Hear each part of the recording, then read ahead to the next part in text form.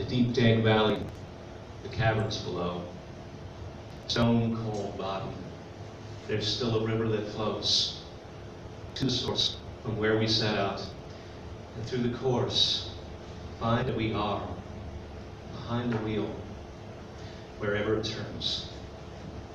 Our creation, to deny or affirm, a victorious smile and a glorious now. A victorious smile and a glorious now. So the name of my sermon today is called Into Bloom, which also happens to be the name of our album. Sorry, shameless. And I'd like to start off this sermon by sharing a personal story. And it's one that we've not really shared much, at least publicly, though it seems fitting to tell it now. So last year at this time, as many of you know, I fell mysteriously ill. And I experienced a level of sickness and dis-ease I had never felt before. And admittingly, it was terrifying, but it was also profound. And over the course of a few months, our lives changed quite a bit. We had to kind of put everything on halt, and we were forced, in a sense, to retreat and seek solace and healing. And we ran around from doctor to doctor seeking answers, and when no answers were revealed, we were left only with more uncertainty and with mere guesses as to what the diagnosis would be. And especially as my symptoms got worse, those guesses turned into worst case possible scenarios. My God, why me? And why now? But really worse than the physical discomfort was that overwhelming sort of anguish and anxiety and fear. And so down the rabbit hole I went until I found myself in a deep, dark cave. Now, some may call it the dark night of the soul, but for me it was much longer than that. I spent a whole winter hibernating there, and I had kind of all but extinguished the light, and then come to see only this sort of dark place that I was in. And I tried to escape from the cave, and each time I tried to make my way up, I fell back down. So I realized that resisting was futile, and I stopped trying to escape. I began to forgive myself for even going there, forgive myself for being in fear of the uncertainty. I stopped trying to fight the symptoms and flee. Instead, I learned to sit in a cave, fully present, without judgment or need to forecast. There I dwelled, and at a certain point, I recalled the readings and the teachings of Joseph Campbell. And I'm not sure how many of you are familiar with his teachings, but he describes what he calls the hero's journey. The hero's journey is in 3 stages. There's the call, and the call to the path or to the spiritual prompting. And the second is the initiation, and the third is the return. So the initiation is really an interesting one, because there we go through trials and tribulations, and that's different for everybody, of course. But I recognized that this was the place that I was in, and it's one thing to actually philosophically get it, but it's another thing to actually living it.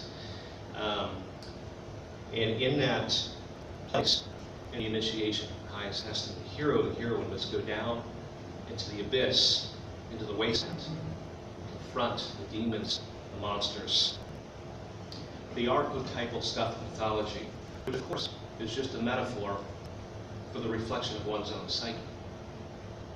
I knew this, but again, living it is a different thing, and I was seeing the transparency of all of this.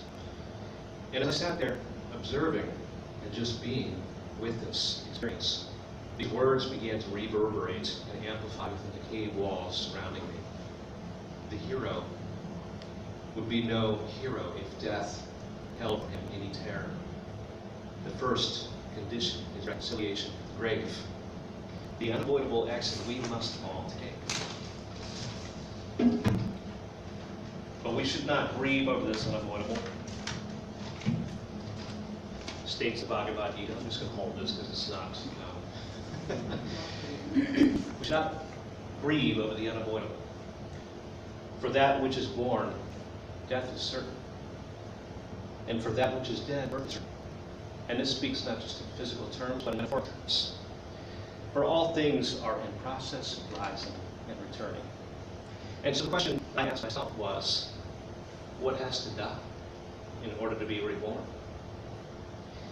And the asking of this question was raised from the realization that the experience I was going through was not born from the body, but manifested to the mind as a vehicle of consciousness in order to bring about illumination, new understanding, wholeness, and wellness in body, mind, and spirit. And from this understanding, I was able to see that this was a gift, an opportunity to hit the reset button, and to look at what no longer served me. An opportunity which also allowed for many beautiful things to transpire and come into fruition in our lives that may have not happened. The first steps out of the cave are release fear. The fear of death, the fear of separation. To be released means to disengage from over-identification with the body, realizing its temporal relationship to Source, and instead engage in the consciousness that informs the body in all things, which by nature is eternal. The source of that eternal energy is here. It is in you now, and there is nothing to fear. It is eternal. To see and know that, though, means to quiet the mind. It means really becoming still, to truly experience that, to realize that every moment is an opportunity to concentrate our attention on what's happening right now. And so for us, a big part of our healing was in slowing down and allowing ourselves to be in a sustained state of just being, not doing. It's a wonder that sometimes we can take 15 minutes out of our lives to be still. But to be still for an extended period of time, well, that's a whole other thing. And so we took time to not concern ourselves with the cares of the world for a while, or what might happen tomorrow or the next day, successes or failures, worries about how others might perceive us. Those things do not measure the value of life, the true value of life. It's simply recognizing love eternal within us and sharing it. The simple wisdom of the heart, it brings much clarity. And in that still space of receptivity, when the path is not obscured by the mind's attempt to control, things become crystal clear. When you realize what's holding you back, then the next step is to let all of that go. So for instance, that could be fear of limitation. It could be letting go of an old dream. It could be letting go of habits that keep us in lower vibrational states.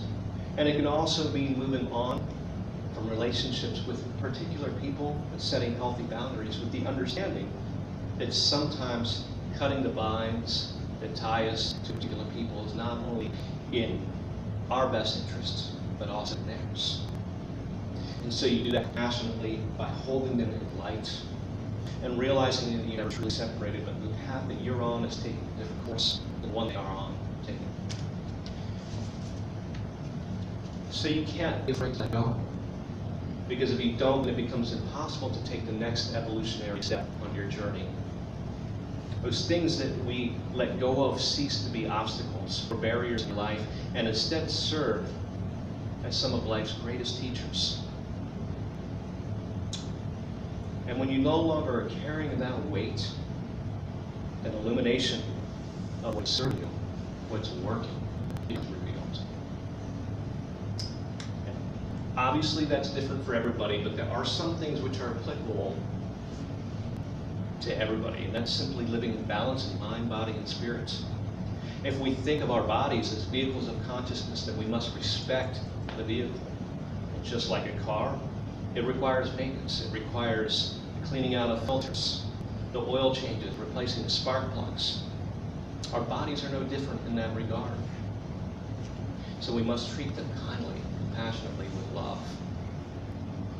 For us, that meant going on a detox in body, mind, and spirit.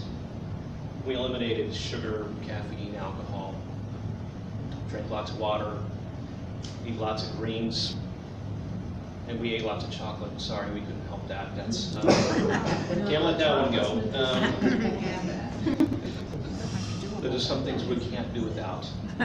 Really, it's about listening to our body's needs and knowing when to push yourself and when to take the foot off the gas.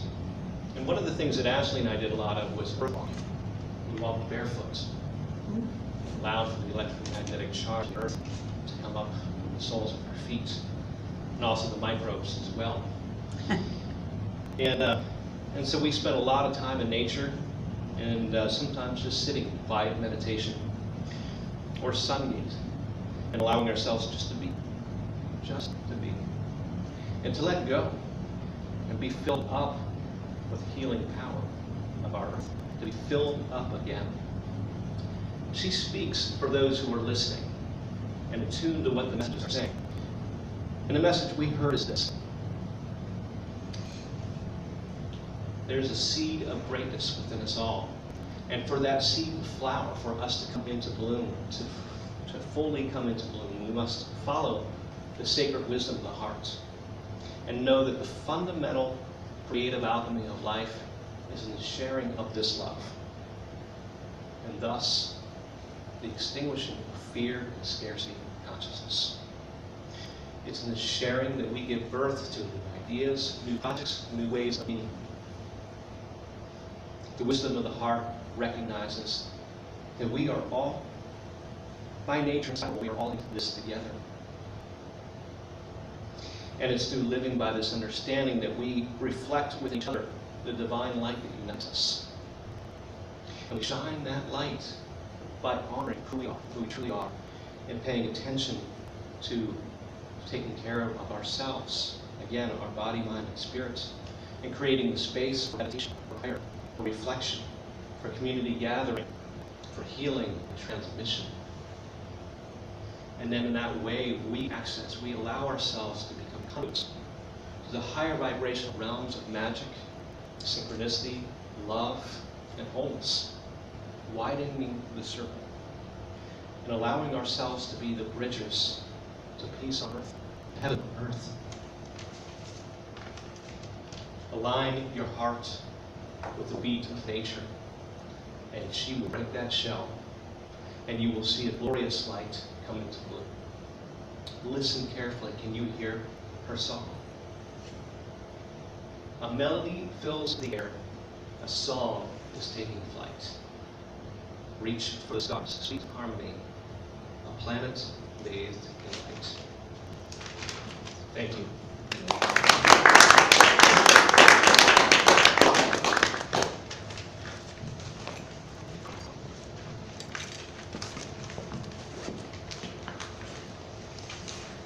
Thank you so much. That was beautiful, poetic, and practical, and it's something we all need to consider because things do happen to our bodies, and we need to be able to deal with our bodies, mind, spirit. Very important. Thank you so much. Now it's our affirmation for love offerings and tithes, where we say together, divine love flowing through me blesses and multiplies all that I am, all that I have, all that I give, and all that I receive. And now for some more wonderful special music by Jim and Ashley.